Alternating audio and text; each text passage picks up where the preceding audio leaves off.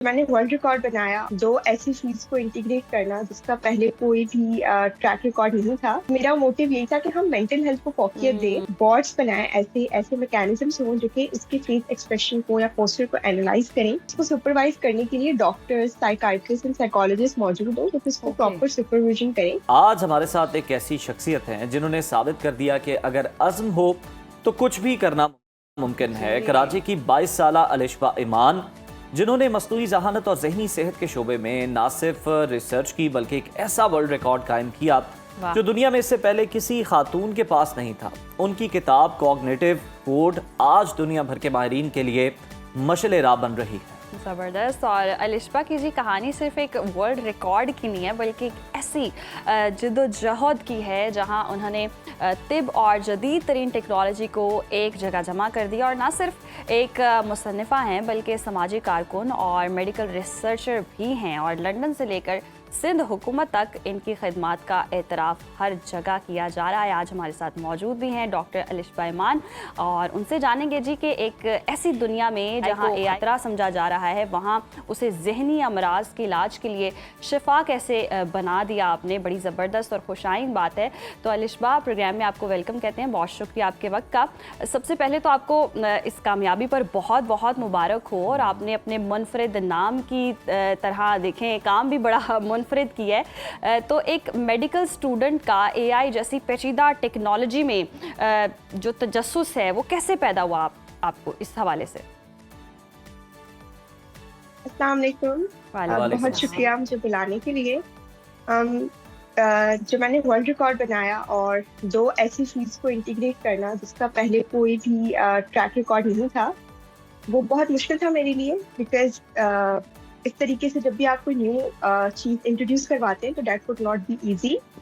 मगर ये था कि मेंटल हेल्थ के ऊपर साउथ एशिया और इन द वर्ल्ड में ज़्यादा हम लोग फोकस नहीं करते। We focus on physical health more than mental health. तो मेरा मोटिव यही था कि हम मेंटल हेल्थ को फोकस दें ताकि मेंटल हेल्थ अगर बेहतर होगी तो physical health would be eventually better. तो इसकी वजह से मैंने सोचा कि AI के ऊपर इन द वर्ल्ड वाइड काम काफ़ी हो रहा है और लोग उसको जो है वो लाइक बीइंग अ डॉक्टर उनको रिहैबिलिटेशन में, सर्जरी में यूज़ करें। तो मैंने सोचा कि क्यों ना उसे जो है वो मेंटल हेल्थ में यूज़ किया जाए एंड टू क्रिएट अ बॉड्स। अब उसमें जो मेरी बुक है उसमें किस तरीके से बेहतर कर सकते हैं, उसमें ये चीज़ है कि मेंटल हेल्थ जो है अपना फुटप्रिंट इस तरीके से देती है कि पेशेंट की फेस एक्सप्रेशन, उसके पोस्चर, उसके बात करने के तरीके से। तो हम बॉट्स बनाएं, ऐसे ऐसे मैकेनिज्म्स हों जो कि उसके फेस एक्सप्रेशन को या पोस्चर को एनालाइज करें और फिर उससे बताएं कि द पेशेंट और the person is suffering from any kind of mental disorder. तो इस तरीके से उसका इलाज जल्दी मुमकिन होगा और मेंटल हेल्थ डिसऑर्डर्स जो कि पाकिस्तान के अंदर और पूरी दुनिया के अंदर 70% से ज़्यादा हैं तो वो कम हो सकते हैं। बहुत ही ज़बरदस्त। अलिशबा, हमें ये भी बताएं कि आपकी किताब कॉग्निटिव कोड का मरकज़ी ख्याल क्या है, वो भी शेयर करें। और क्या AI वाकई इंसानी जज्बात को डिकोड कर सकता है?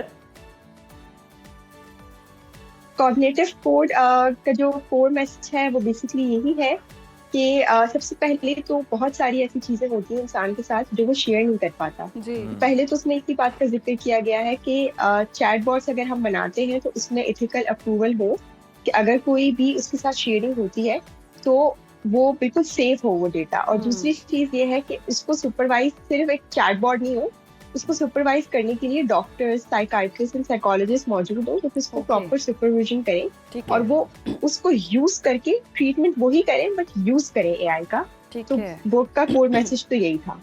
सही। अच्छा अलिशबा, जिस तरह से आप बता भी रही हैं कि AI का इस तरह से यूजेज हो सकता है, क्योंकि हम देखते हैं बहुत सारे लोग AI के साथ बातें करते हैं और अपने इमोशंस तक लिख देते हैं, हर बात लिख देते हैं। तो ऐसा तो नहीं है, एक AI के पास वैसे ही हर फर्द का डेटा चला ही जाता है तो वो उस नफ्सियात को डिटेक्ट कर लेता है कि अच्छा ये ऐसा ही होने वाला है? नहीं, ऐसा नहीं हो सकता क्योंकि जैसे हम चैटबॉट या ChatGPT का भी यूज करते हैं, अगर हम उससे एक बात करते हैं और वो हमें उसके रिस्पॉन्स में एक आंसर देता है और अगर हम उससे निग्लेक्ट करते हैं, चाहे वो सही कह रहा था बट वो अपना आंसर चेंज कर लेता है according to us. But if doctors use that तो उसको वो अपने तरीके से उसकी डायग्नोसिस बनाएंगे। सिर्फ वो उस पर डिपेंड नहीं करेगा चैटबॉट पे कि उसने क्या डायग्नोसिस दी। इट डिपेंड्स कि डॉक्टर ने प्रोफेशनली उसको किस तरीके से डायग्नोस किया और फिर उसका ट्रीटमेंट जो है वो हॉस्पिटल से स्टार्ट होगा। ठीक ठीक। बिल्कुल ठीक है। अच्छा अलिशबा, हमें ये भी बताएं, आप यंग अचीवर हैं, हमारे तालीमी निज़ाम में अगर हम देखें तो क्या आपको कमियां नज़र आती हैं जो तालिब इल्मों को ख़ास तौर पर रिसर्च और इन्वेंशन से बहुत ज़्यादा दूर रखती हैं? बड़े बड़े प्रोफेसर्स भी हैं तो वही जो उन्होंने कोई 30-40 साल पहले पढ़ा था वही चीज़ें पढ़ा रहे होते हैं। कोई लेटेस्ट रिसर्च जो है वो अपने स्टूडेंट्स तक नहीं पहुँचा रहे होते, और स्टूडेंट भी हम देख रहे होते हैं कि कोई लेटेस्ट रिसर्च करने के आदी नहीं होते, उनमें ये हैबिट ही डेवलप नहीं हो रही होती। तो क्या आप मसला समझती हैं? इंफ्रास्ट्रक्चर की बहुत ज़्यादा कमी है पाकिस्तान के अंदर, अगर और दूसरी चीज़ ये है कि मोटिवेशन की भी बहुत कमी है। अगर कोई कुछ करना चाहता है तो उसको बैकलैश भी बहुत मिलता है उसके ऊपर। मतलब हमारी सोसाइटी में एक जो सबकी मेंटालिटी है वो यही है कि सब जो चीज़ कर रहे हैं आपने भी बस वही करनी है, उसी लाइन में आपने भी चलना है। लेकिन मेरा ख्याल थोड़ा मुख्तलिफ था कि अगर सब एक काम कर रहे हैं तो आप कुछ मुख्तलिफ करें ताकि दुनिया में इनोवेशन लाई जा सके। बिकॉज पूरी वर्ल्ड वाइड तो बहुत ज्यादा काम होता है, मगर पाकिस्तान से इनोवेटर्स नहीं आते। तो हम दुनिया को ये बताएं कि पाकिस्तान में भी इतना टैलेंट है और पाकिस्तान भी खुद को प्रूव कर सकता है।